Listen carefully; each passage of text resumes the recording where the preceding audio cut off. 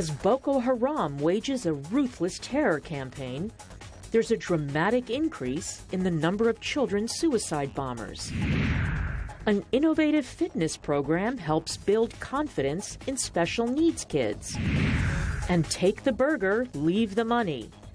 Why surveillance footage of this alleged break-in is going viral. Africa 54 starts right now. Good evening and welcome. I'm Vincent Makori. This is Africa 54.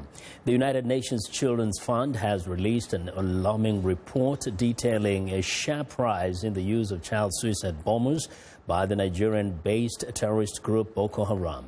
The report says 75% of the children used in the attacks are girls. UNICEF also says the number of known children suicide attacks in Nigeria and neighboring Chad, Cameroon and Niger climbed to 44 last year, up from 4 in 2014. However, UNICEF says it believes the actual numbers are higher. UNICEF's Regional Director for Western Central Africa, Manuel Fontaine, says these children should be considered victims and not perpetrators. Now, Fontaine also says deceiving children and forcing them to carry out deadly acts is one of the most horrific aspects of the violence in Nigeria and neighboring countries.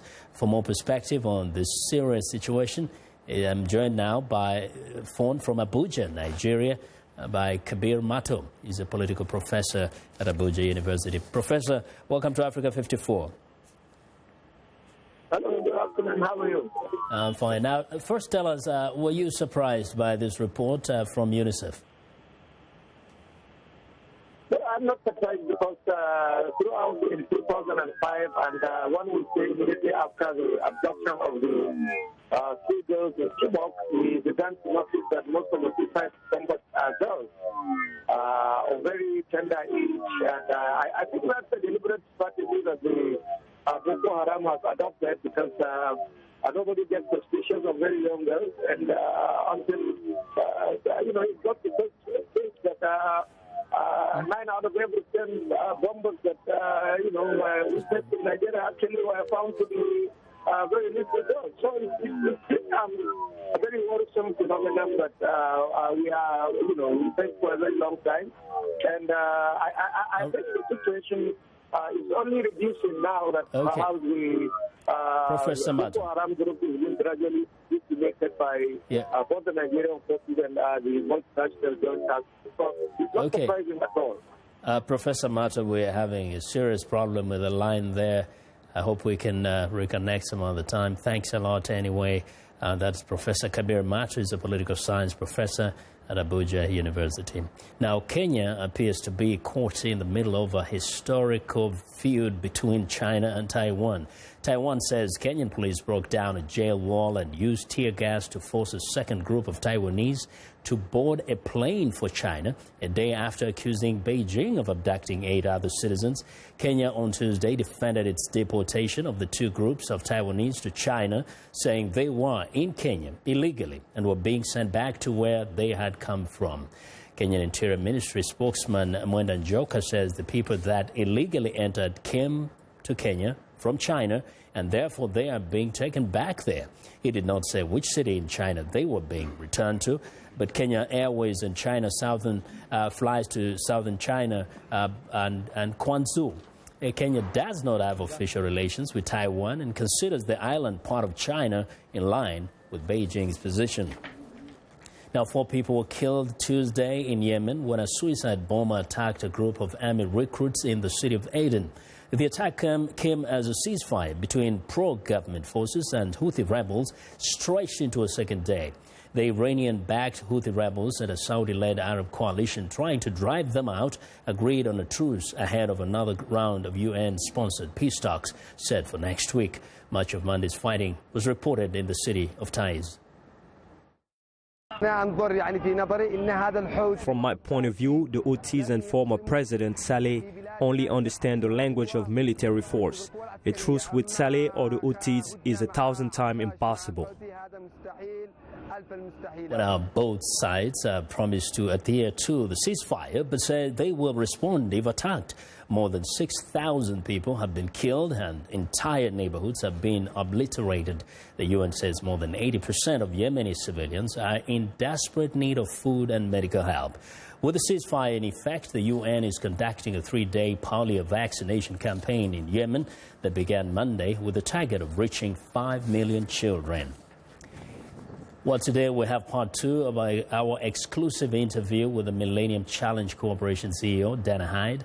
VOA's Mariama Diallo talks to Hyde about her critics, the agency's work outside of Africa, and her vision as the 4th CEO. I'm going to get out of Africa a little bit because I know MCC does work in so many different places, including Latin America and Asia. Just curious to know if you can take an example, one country in Latin America and one country in Asia, and tell us about those projects there. So in Latin America, MCC is in El Salvador, and we are working particularly in, I mentioned, public-private partnerships. So today in the development world, we see that donor resources are actually just a small fraction of development, of flows of capital into countries. And leveraging private capital is really much of a focus that we're doing here.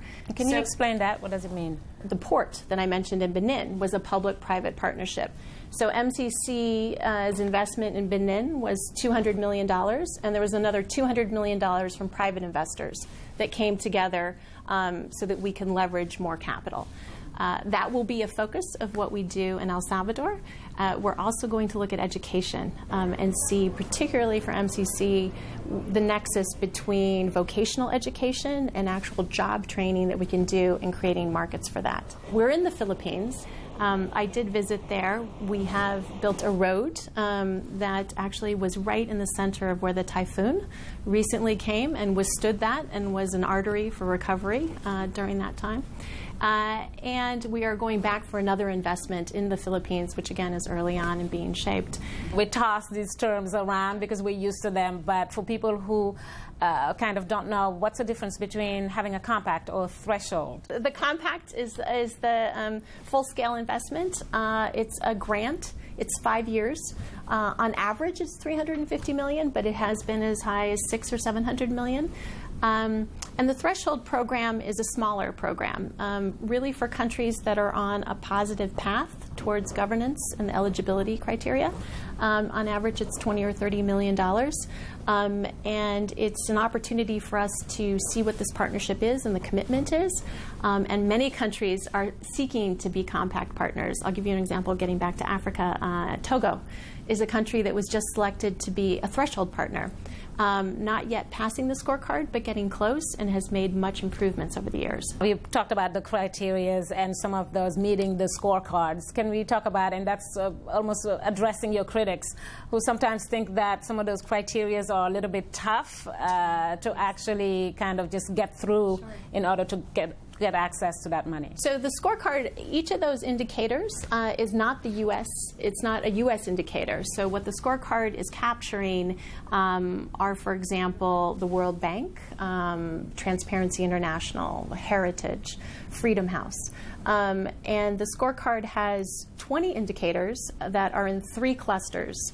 Economic freedoms, the degree to which countries invest their own resources in their people, such as health and immunization, and then a category related to governance, civil liberties, political rights, control of corruption. And MCC is looking for countries that are just in the upper half of those, or at least half of those.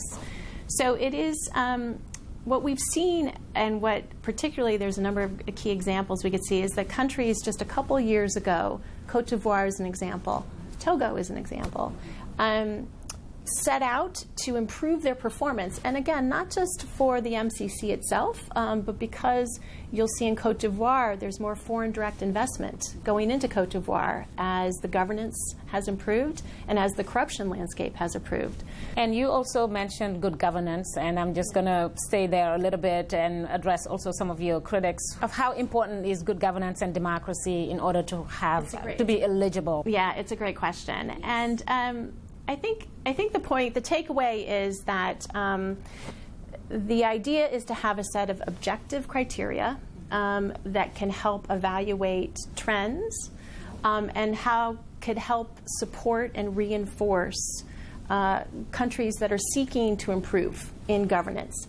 And the economic literature is very strong that long-term growth does require stability and governance and democracy and the link between that and long-term growth. You are the fourth CEO, and interested to know what your vision is and how is it going to differ from your predecessors? In the next decade, MCC can really take off in leveraging private capital and in thinking about not just what our dollars can do to create impact, but how we can bring the private sector in on that as well. I also think MCC's compacts and investments have been bilateral with countries, and I do think the opportunity for regional investments, whether it's in West Africa, whether it's in Central America, in a global economy, in an interconnected world, present real opportunities for growth and impact for us moving forward. And finally, I think MCC is increasingly focused on how do we support in particular sectors, countries that are seeking to undertake reforms. That is not just the project itself, but are the reforms, be it the institutional reforms, the capacity of institutions, and to really burrow in on that space. Well, we want to know what you think about Africa 54 and the stories we covered. Join the conversation on Facebook. The address is Africa 54, and check out our headlines 24/7 on voaafrica.com. Find me on Twitter at VOA Vince Makori. Now, coming up, Doctors Without Borders undertakes a major vaccination project in Zambia. Stay with us.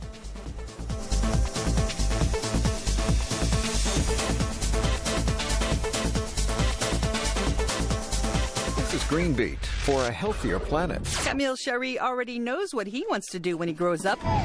In fact, he's already doing it.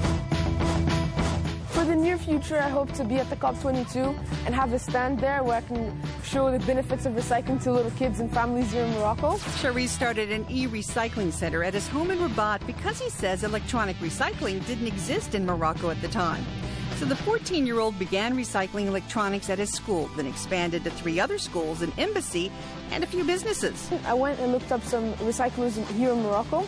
So then those recyclers, I signed with them some conventions, which then allowed me to work with them, and they would come and help me recycle those the waste. Pretty darn enterprising for a 10th grader. Cherie hopes to continue his studies in sustainable development in the United States. Harvard, Yale, are you listening? I'm Rebecca Ward for VOA's Green Beat.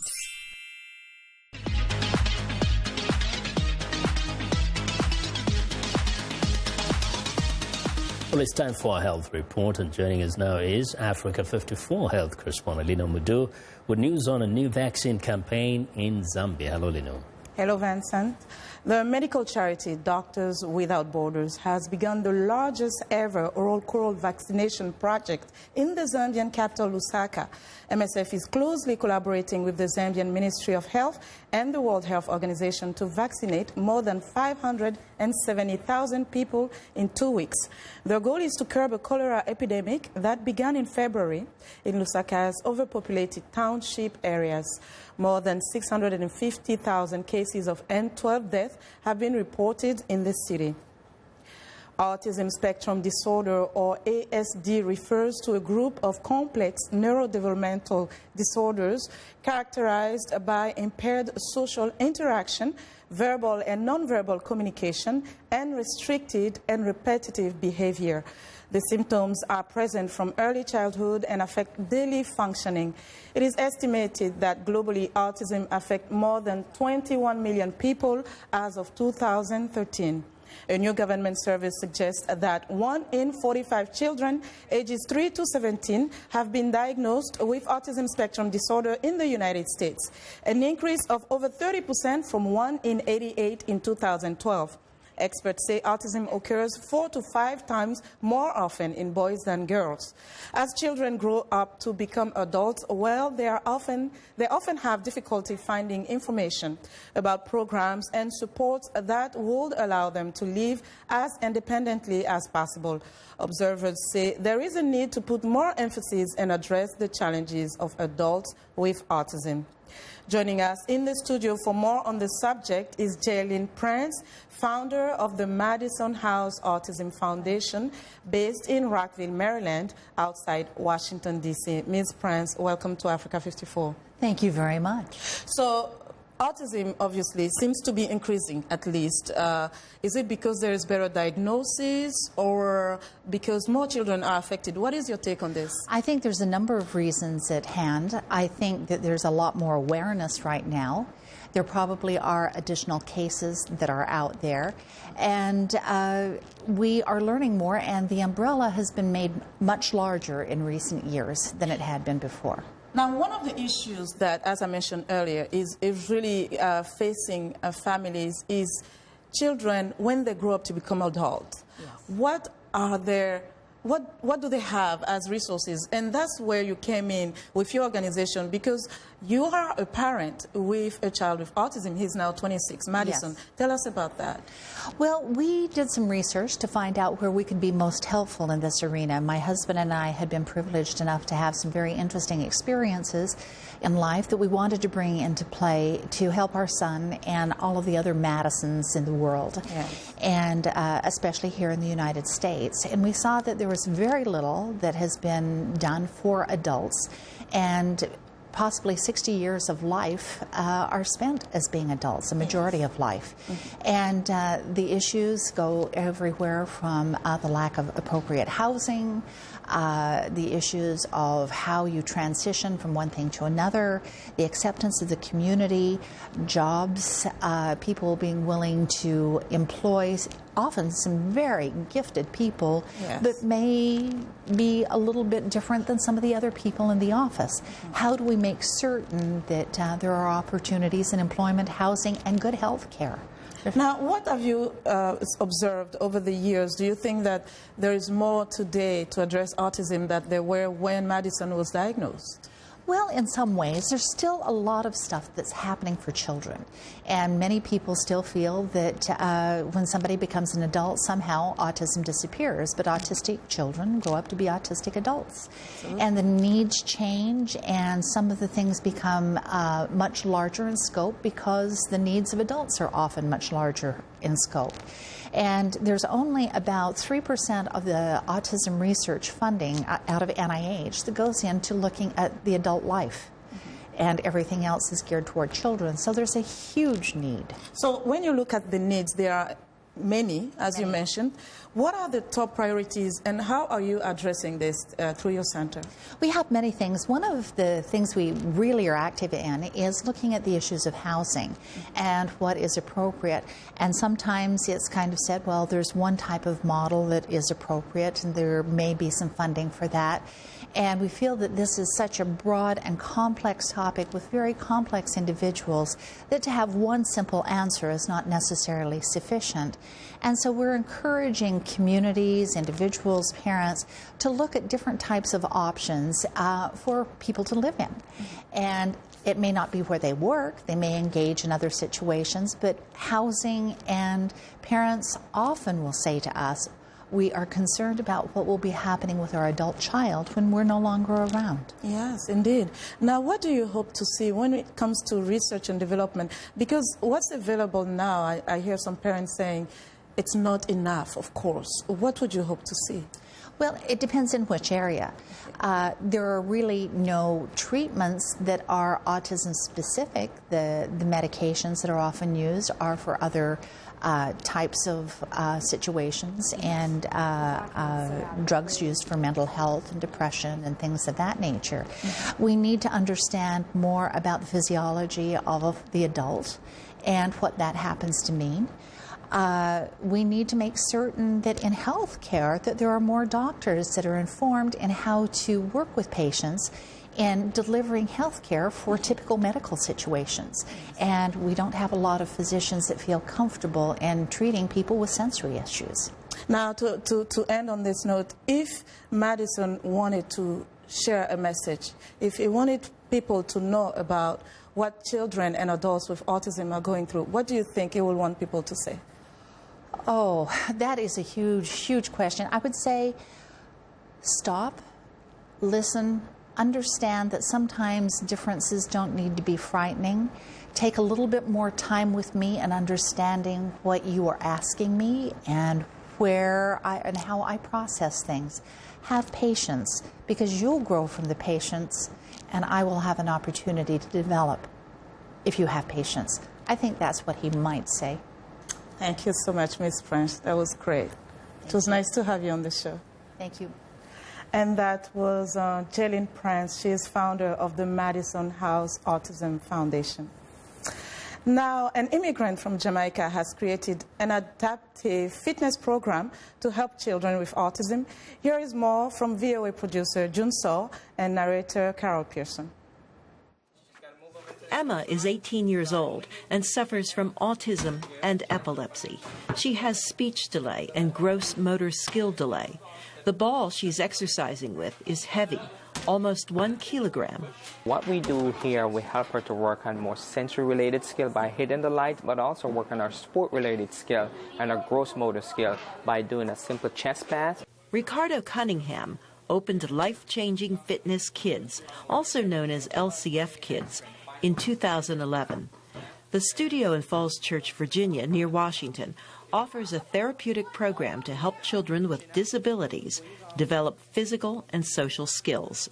What inspired me to start a program like this is my aunt. She has Down syndrome. When we were growing up, I saw her struggle. There was not a lot of program for her to participate in to help her build up her gross motor skill, coordination, and even motor planning skill.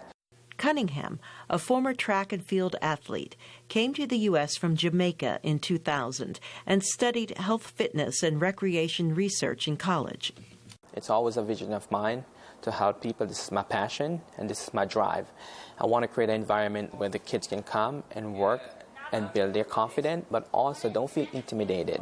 A place where it's like a safe haven for them, a place where they come and feel good about themselves. The program is designed for people as young as 3 years old and as old as 21. The specific routine in a one-on-one setting for each child varies depending on their particular needs. The children also have group sessions. It's like a playground. When they come here, they don't think of it as a therapy. They think of a place they're going to go to have fun. And one of the really great benefits that we never, ever anticipated was the social aspect of it and the friendships that we have here, the kids that she comes to the gym with. Yet Cunningham's goal is more than providing a comfort zone for the kids. So the key is to build up success, is to build up the individual skill, and then they will take it out into the community. My goal is to have these children more acceptable in the community, but also in the workplace. However, Cunningham says this can only be possible if able-bodied people make an effort to make those with disabilities feel included. For producer June So, I'm Carol Pearson, VOA News, Washington. That's our health report for today. To stay in touch, find me on Twitter @Lenore Moudou. Vincent, back to you. Thank you very much for a very informative segment, Lenore. And be sure to watch Lenore Moudou's health reports every Tuesday and Thursday right here on Africa 54. Well, it's time now for a short break. Still to come on Africa 54. Why has this video of a man cooking a burger gone viral? We'll tell you after the break.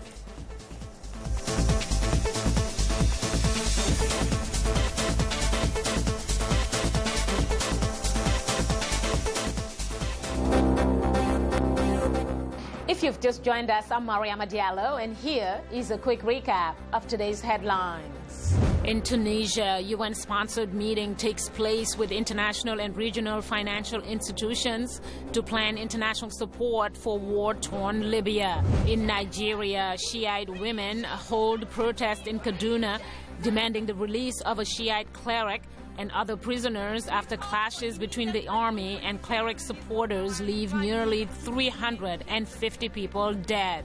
In Liberia, 2 Ebola-infected boys whose mother died on March 31st respond to ZMapp treatment. In Libya, Italy's foreign minister arrives in the capital Tripoli to show support and hold talks with the new unity government. That's all for today. Thanks for watching. We'll see you next time.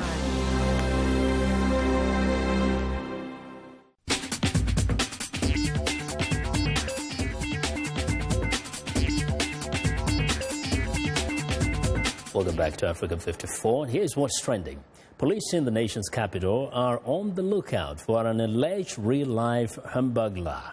Now, the D.C. Metropolitan Police Department says the alleged burglar entered a Five Guys restaurant just after delivery man had departed. A video clip posted online by the MPD showed the thief poking around, turning on the grill and cooking 2 of the company's famously delicious all-beef ground chuck patties. Police say the man also stole bottled water. Authorities are calling the incident burglary 2, which the Washington City paper says was punishable with 2 to 15 years in prison. Now, the break-in occurred in March, but police just released the footage on Sunday, along with a request for the public's help in identifying the snack-minded robber. Well, next up, Catherine Sargent has made history by becoming the first female master tailor to open her own shop in London's prestigious Savile Row. Sargent trained at Royal Tailor Gives and Hooks for 15 years, where she also broke ground by becoming the first female head cutter. Savile Row has traditionally been dominated by men in its nearly 200-year association with tailoring. The new store will also target both sexes, making it one of the few on Savile Row to cater for women. Breakthroughs are reflective of a wider trend in the tailoring industry. A majority of newly qualified tailors to have graduated from the Savile Row apprenticeships program last year were women. Well, and finally, in a fashionable neighborhood of Tokyo, more than a dozen customers sip drinks and munch on desserts. What sets a Terra Cafe apart is its unusual menu offering $14 classes in weaving, prayer beads, tracing sutras, and consultations with a monk in residence. Terra Cafe is the face of a flourishing phenomenon in which Buddhism is meeting modern-day Japanese, whose connection to the 15th century-old tradition is fading. Meanwhile, in other Tokyo bars and cafes, ordained priests clad in traditional robes serve cocktails and dole out advice, as well as rent a monk service from Amazon Japan and retail giant Ion. And that is what is trending today. Well, that's our show for today. Be sure to watch Africa 54 on our website at voaafrica.com. For more news, tune in to VOA's evening radio show, Africa News Tonight, at 1800 UTC. And in the morning today, Break Africa between 0300 and 0600 UTC, Monday through Friday. Thanks a lot for watching. From all of us here in Washington, have a good night.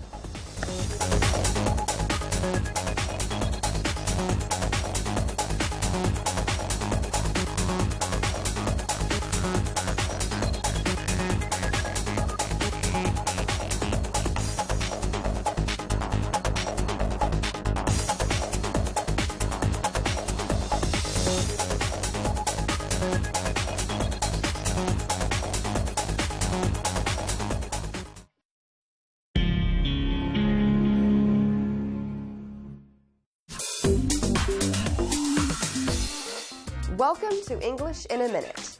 If 2 people are on the same page in a book, they are reading the same thing. But is that what this idiom really means? On the same page. That restaurant was great, but I hate coming home smelling like cigarette smoke. I hear you. I wish the city would finally ban smoking indoors. We're definitely on the same page there. If you're on the same page as someone, it means you are thinking in a similar way. It means you have a similar opinion about someone or something, or have the same understanding about a topic. you don't actually have to be reading the same book as someone to have the same idea. This idiom can be used in all situations. And that's English in a Minute.